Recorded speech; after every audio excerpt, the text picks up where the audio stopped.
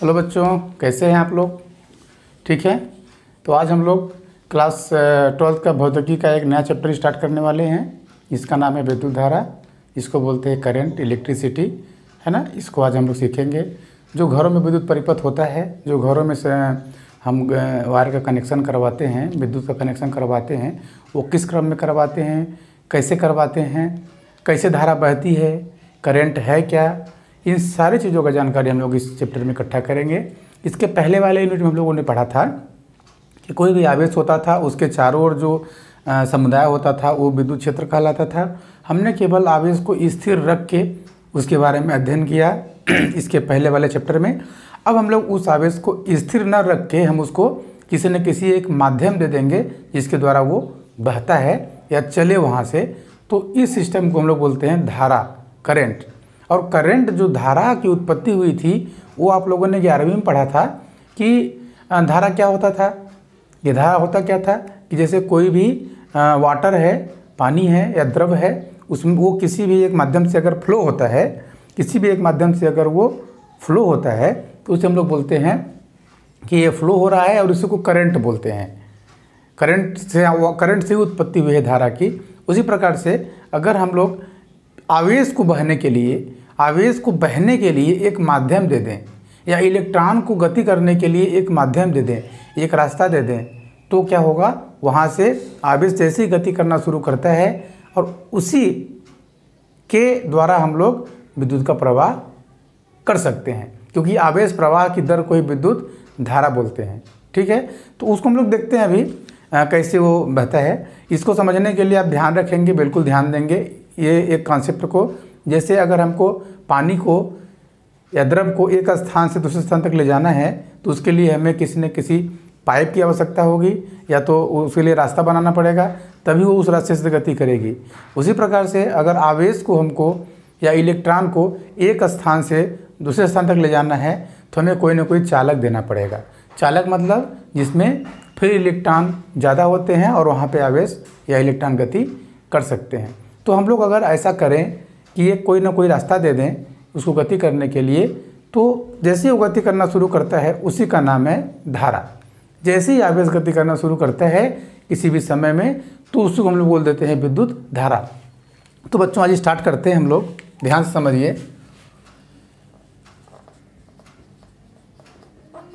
अध्याय 3 विद्युत धारा, इसी को बोलते हैं करंट, इलेक्ट्रिसिटी। सबसे पहले इसमें टॉपिक आता है यही कि धारा का प्रवाह कैसे, धारा का प्रवाह क्या होता है, किस प्रकार से होता है। तो आज हम लोग सीखेंगे धारा का प्रवाह। धारा का प्रवाह बोले तो वही विद्युत धारा का प्रवाह या धारा का प्रवाह। तो टॉपिक आज हम लोग कवर करेंगे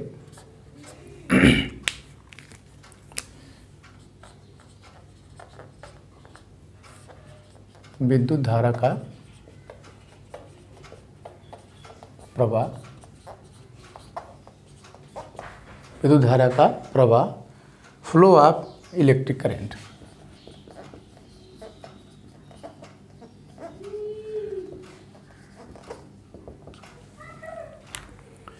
इसको समझने के लिए आपको एक डायग्राम को समझना पड़ेगा।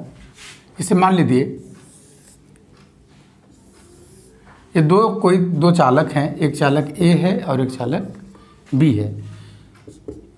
इसका विभव, चालक ए का विभव चालक बी के विभव से अधिक है, क्योंकि धनात्मक विभव पर है।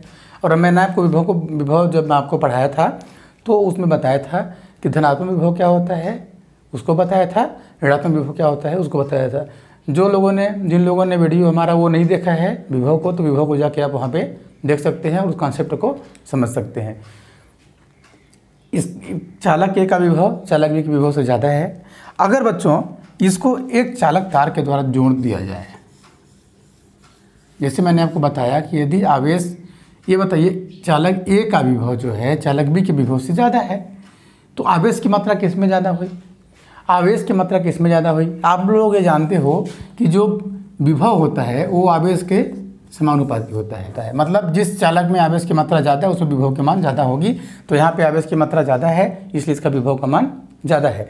तो अगर ये विभव चालक ए का विभव ज़्यादा है और चालक बी का विभव कम है, अगर इसको एक चालक तार से हम लोग इसमें जोड़ दें तो क्या होगा, आवेश का प्रवाह किधर होगा, अधिक आवेश से कम आवेश वाले की ओर।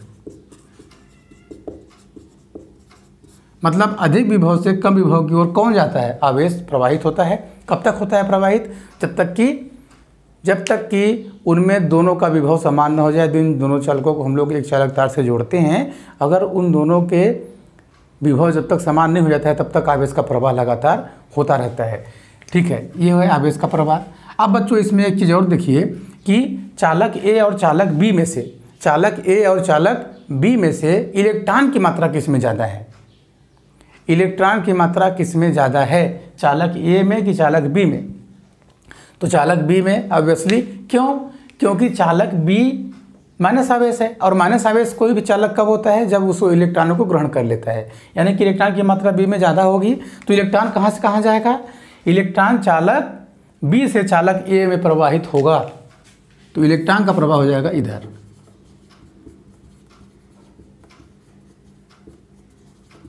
बात समझ में आ गई। तो आवेश का प्रवाह अधिक विभव वाले चालक से कम विभव वाले चालक की ओर होता है और कब तक होता है, जब तक कि दोनों का विभव समान न हो जाए। जिस प्रकार से अगर हम दो बर्तन हैं, दो बर्तन में अगर हमने पानी रखा है, एक बर्तन में पानी का तल ऊंचा है और एक बर्तन में पानी का तल थोड़ा सा नीचे है, तो अगर दोनों को हम लोग एक नली के द्वारा कनेक्ट कर दें तो क्या होगा कि अधिक ऊंचाई वाले तल से जो पानी है वो कम ऊंचाई वाले तल में जाएगा। कब तक जाएगा, जब तक दोनों का तल बराबर न हो जाए। ठीक उसी प्रकार से विभव भी होता है कि अगर जिस चालक का विभव ज़्यादा है उस चालक से कम विभव वाले चालक की ओर आवेश का प्रवाह होता रहता है। कब तक होता रहता है, जब तक कि दोनों का विभव समान न हो जाए। यानी कि आवेश की प्रवाह किधर हो रही है बच्चों, अधिक विभव से निम्न विभव की ओर। तब यहाँ पे आता है एक कि विद्युत धारा। तो विद्युत धारा को आप समझेंगे, चाहे तो लिख भी लेंगे। विद्युत धारा होता क्या है, आवेश प्रवाह की दर। एक सिंपल बता रहा हूँ मैं,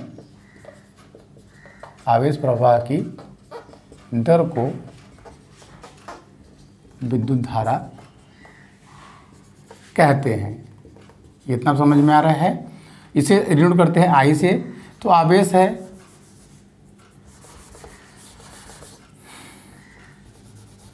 तो विद्युत धारा इक्वल टू होता है आवेश बटे समय, I equal to Q upon T. ये हो गया आपका विद्युत धारा। आवेश प्रवाह की दर को विद्युत धारा हम लोग कहते हैं। बात समझ में आ गई बच्चों। तो विद्युत धारा की दिशा किधर होगी, कॉन्सेप्ट यहाँ पे समझिए। होता क्या है, विद्युत धारा की दिशा किधर होगी, आवेश प्रवाह की दिशा में। क्यों, क्योंकि आवेश प्रवाह की दर को ही तो विद्युत धारा बोलते हैं। तो विद्युत आवेश ही तो विद्युत धारा को उत्पन्न करता है। तो जिधर आवेश गति करेगा उधर ही विद्युत धारा का क्या होगा, प्रवाह होगा। या एक बात और बोल सकते हैं हम लोग कि इलेक्ट्रॉन प्रवाह के विपरीत दिशा में। देखिए, इलेक्ट्रॉन हमेशा अधिक इलेक्ट्रॉन वाले चालक से कम वाले की ओर गति करता है और आवेश हम देख रहे हैं कि अधिक विभव वाले से कम विभव वाले की ओर जाता है। तो आवेश के प्रवाह की दिशा में विद्युत धारा होता है, याद रखेंगे। या हम लोग ये बोल सकते हैं आवेश प्रवाह के विपरीत दिशा में, आवेश प्रवाह के विपरीत दिशा में इलेक्ट्रॉन गति करता है। समझ में आ रहा है। और एक शब्द इसमें हम लोग इस्तेमाल कर सकते हैं कि धारा का प्रवाह हमेशा इलेक्ट्रॉन प्रवाह के विपरीत दिशा में होता है। ठीक है, तो ये आप इसमें याद रखेंगे, भूलेंगे नहीं। ये हो गया विद्युत धारा क्या होता है। ठीक है, अब हम लोग बच्चों इसको और रूप में लिख सकते हैं। ये जानते हैं ना हम लोग क्वांटमीकरण के सिद्धांत से क्या होता है, परंतु हम जानते हैं Q equal to N E. N क्या है, इलेक्ट्रॉनों की संख्या, ये तो पता है आपको। ई क्या है, एक इलेक्ट्रॉन का आवेश, ये आपको पता है, एक इलेक्ट्रॉन का आवेश। तो Q इक्वल टू होता है एन ई। तो अगर हम लोग इसमें समीकरण 1 मान ले तो समीकरण 2 मान लेते हैं, तो समीकरण 1 व 2 से अगर देखें तो धारा का जो विद्युत धारा का जो रूप है वो क्या हो जाएगा, Q की जगह पे हम लोग लिख सकते हैं NE/T। तो ये भी हम यहाँ पे विद्युत धारा को लिख सकते हैं। न्यूमेरिकल लगाने के टाइम में ये सब चीज़ें आपको ध्यान देनी पड़ती हैं, ये आपको याद रखना पड़ेगा। ठीक है बच्चों, चलिए ये तो हमने विद्युत धारा को समझ लिया। विद्युत धारा का मात्रक क्या होता है, क्या हो जाएगा भैया, धारा का मात्रक बराबर आवेश का मात्रक बटे समय का मात्रक। आवेश का मात्रक बटे समय का मात्रक। तो आवेश का मात्रक क्या होता है, कूलाम, इसे C से डिनोट करते हैं कैपिटल, और समय का मात्रक होता है सेकेंड। ये तो आपको पता है, समय का मात्रक क्या होता है, सेकेंड। ठीक है, ये आपने समझ लिया। अब यहीं पे एक क्वेश्चन और आपको पूछ देता है कि 1 एम्पियर की धारा कितनी होती है, या 1 एम्पियर की धारा क्या है, परिभाषित कीजिए। तो बच्चों इसी को बोलते हैं कूलाम/सेकेंड, को ही बोलते हैं हम लोग एम्पियर। क्या बोलते हैं इसको, एम्पियर। यदि हम लोग 1 कूलाम और 1 सेकेंड करें, मतलब कि यदि किसी चालक में 1 सेकेंड में 1 कूलाम आवेश प्रवाहित हो रहा है, तो उसमें जो करंट उत्पन्न होगी, वो करंट जो होगी वो 1 एम्पियर की धारा कहलाएगी। क्या समझ में आया? हम ये बोल रहे हैं कि यदि कोई चालक है बच्चों, ये कोई चालक है, इसमें आवेश यहाँ से निकल रहा है 1 कूलाम, कितने सेकेंड में, 1 सेकेंड में। तो 1 कूलाम आवेश 1 सेकेंड में जब यहाँ से प्रवाहित होता है, तो यहाँ पे जो धारा उत्पन्न हुई इस सूत्र के हिसाब से, तो उस धारा को बोलते हैं हम लोग 1 एम्पियर की धारा। बात समझ में आ रही है? उसे बोलेंगे हम लोग 1 एम्पियर की धारा। तो चाहे तो आप लिख सकते हैं, यदि किसी चालक के किसी परिच्छेद से 1 सेकेंड में 1 कूलाम आवेश प्रवाहित होता है, तो उस धारा को हम लोग 1 एम्पियर की धारा कहते हैं। ठीक है, इतना आप लोग लिख सकते हैं। अब यहाँ पे कुछ चीज़ों को और हम लोग जान लेते हैं। धारा का बीमीय सूत्र, चूँकि धारा का बीमीय सूत्र आप लोग पता है कि SI मात्रक है, तो एम्पियर है तो एम्पियर ही होगा, कैपिटल A। ये आपको पता है, इसको निकालने की ज़रूरत यहाँ पे नहीं है। ये धारा का बीमीय सूत्र हो गया। अब कुछ चीज़ें और हैं। धारा की प्रकृति, देखो बच्चों, हम यहाँ पे धारा का नाम ले रहे हैं, तो धारा से मतलब विद्युत धारा पढ़ रहे हैं ना, तो विद्युत धारा से रिलेटेड है, द्रव वाला नहीं है, ये विद्युत धारा से रिलेटेड है। धारा बोले या विद्युत धारा बोले यहाँ पे, तो आपको यहाँ पे समझना है कि धारा मतलब विद्युत धारा, यही बात हम कर रहे हैं यहाँ पे। ठीक है, इसकी प्रकृति क्या होती है? तो इसकी प्रकृति होती है बच्चों कि ये सदिश नहीं है, सदिश राशि नहीं है, अदिश राशि है। अदिश राशि है। कैसे अदिश राशि है ये? तो इसको समझने के लिए इसको आप पहला तो ये कि ये सदिश बीजगणित का पालन नहीं करता, सदिश बीजगणित का पालन नहीं करता, यानी कि इसको हल करने के लिए हमें सिंपल गणित की आवश्यकता होती है। किसकी? केवल सिंपल गणित की। जैसे मान लीजिए यहाँ पे एक धारा ऐसे आ रहा है ये, और इस प्रकार से 3 रास्ते यहाँ पे हैं। यहाँ पे मान लेते हैं 5 एम्पियर की करंट आ रही है, और यहाँ पे जो रास्ता है यहाँ पे चली गई 3 एम्पियर, तो इधर की धारा जो होगी वो कितनी होगी? तो यहाँ पे कितना हो जाएगा? 2 एम्पियर। बात समझ में आ रहा है? 2 एम्पियर, यानी कि 5 में से 2 माइनस करो 3 एम्पियर आएगा। तो हमने क्या किया, 5 - 2, तो हमने 3 आया, और ये हमने किससे हल किया? सिंपल बीजगणित के द्वारा, सिंपल बीजगणित के द्वारा। या हम अगर इसकी दिशा को बदल दें, इस प्रकार से अगर बोलें, एक धारा इधर से आ रही है, धारा इधर से आ रही है, इधर 2 है, 2 एम्पियर, यहाँ पे 3 एम्पियर की धारा आ रही है, इस बिंदु पे दोनों मिलेंगे तो ये क्या हो जाएगा? 5 एम्पियर की करंट हो जाएगी। मतलब इसमें जुड़ गए, क्योंकि ये दोनों यहाँ पे जुड़ गए। तो यहाँ पे योग हो रहा है, यहाँ पे माइनस हो रहा है, जो कि सिंपल बीजगणित हो रहा है। सिंपल बीजगणित के द्वारा इसको हम लोग हल कर रहे हैं। तो ये साधारण बीजगणित का ही ये पालन करता है, समझ में आ रहा है? और साधारण बीजगणित का पालन कौन करता है? अदिश राशि। दूसरी ये चीज़ इसमें देख सकते हैं, दूसरा कि अगर हम लोग कोई तार है, इसको ऐसे गठान मार दें, कितना भी गठान मार दें, इसमें आप लोगों ने अनुमान भी किया होगा घरों में कि अगर वायर है उसमें लोग गांठ मार देते हैं, गठान लगा देते हैं, तब भी धारा बहती है और धारा के मान में कोई परिवर्तन नहीं आता है। और हमें जानते हैं कि चूँकि जो सदिश राशि होती है उसके लिए एक दिशा होती है, अदिश राशियों के लिए दिशा नहीं होती, तो यहाँ पे कोई भी डायरेक्शन नहीं है, इसलिए यह अदिश राशि होता है, इसकी प्रकृति अदिश की होती है। बात समझ में आ गई बच्चों? तो हमने देखा विद्युत धारा क्या होता है, इसका प्रवाह किधर होता है और ये कैसी राशि है, इसका विमीय सूत्र और इसका मात्रक, हमने इसको समझ लिया। अब एक चीज़ और यहाँ पे हम आपको बता दें कि एक इलेक्ट्रॉन जो होता है उसका मान तो आपको पता है, एक इलेक्ट्रॉन का मान कितना होता है 1.6 × 10⁻⁹ कूलाम, इतना होता है।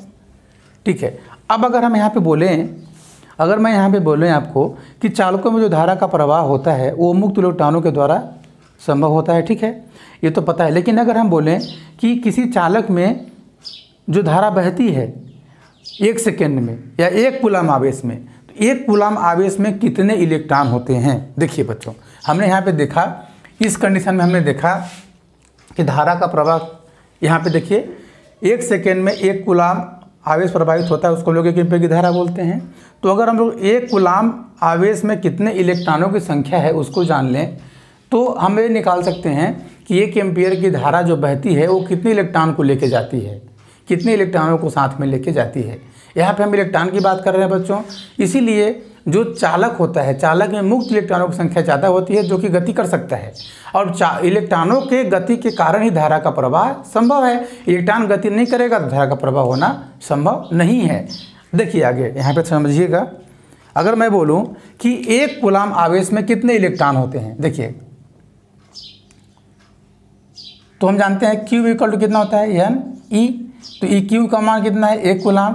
तो अगर N का मान निकालना चाहें यहाँ पे तो N = कितना हो जाएगा Q/E।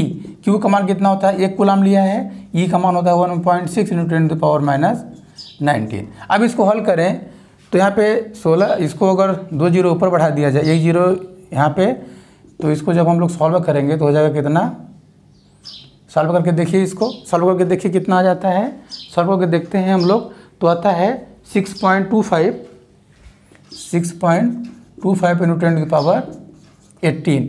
ये बात समझ में आ रही है? ये है इतने इलेक्ट्रॉन। इसका मतलब ये हुआ कि अगर कोई भी चालक तार है उसमें 1 एम्पीयर की अगर धारा है, 1 एम्पीयर की धारा बह रही है, तो इतने इलेक्ट्रॉन 6 × 25 × 10⁻18, मतलब कि 10 कितना 18 जीरो अगर लगा दें हम लोग तो कितनी ज़्यादा राशि हो जाती है। इतने इलेक्ट्रॉन किसी भी चालक से 1 सेकेंड में गुजरते हैं। यही कारण है कि जैसे ही हमको ये चालक तार हमारे हाथों में टच होता है, परिपथ में जैसे ही टच होता है तो हमारे शरीर में इतने इलेक्ट्रॉनों का धक्का एक साथ पहुंचता है और हमें झटका महसूस होता है। बात समझ में आ रहा है? ये तो 1 एम्पीयर हुआ ना, हमारे घरों में 5 एम्पीयर की धारा बहती है, तो इसी को मल्टीप्लाई 5 कर देंगे तो कितनी ज़्यादा इलेक्ट्रॉनों की संख्या हमारे शरीर में एक साथ प्रवेश करती है। क्योंकि हमारा शरीर भी एक चालक है, तो वो इलेक्ट्रॉन हमारे शरीर में धक्का डालता है और इसी कारण हमें झटका लगता है और बहुत ही दुर्घटना कभी कभी हो जाती है। ठीक है बच्चों, तो ये हो जाता है आपका इलेक्ट्रॉनों के कारण, इलेक्ट्रॉनों के प्रवेश के कारण प्रति सेकेंड। बात समझ में आ रही है? ठीक है, तो ये हो गया आपका विद्युत धारा किसे कहते हैं, इन सबको हमने इसमें समझा। ठीक है ना बच्चों? चलिए ठीक है, धन्यवाद।